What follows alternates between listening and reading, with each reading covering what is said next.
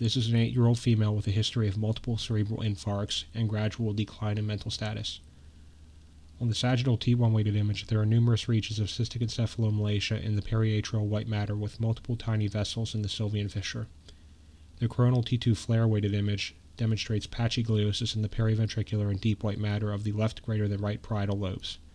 There is also abnormal T2 FLAIR hyperintense signal in the visualized cerebral cortical sulci and Sylvian fissures, which could reflect either hemorrhage, protein, pus, melanin, contrast, or slow vascular flow.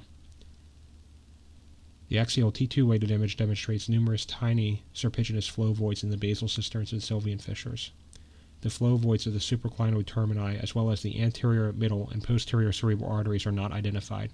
The findings are compatible with Moyamoya and are confirmed on the 3D time-of-flight maximum intensity projection image. Moyamoya represents progressive narrowing of the internal carotid artery termini and proximal circle of Willis vessels with numerous tiny collateral vessels developing. There are primary and secondary forms. The primary forms result from polygenic or autosomal dominant mutations, while the secondary forms occur in the setting of neurofibromatosis type 1, tuberous sclerosis, connective tissue disorders, prothrombotic states, and sickle cell disease. This is a case of primary Moyamoya.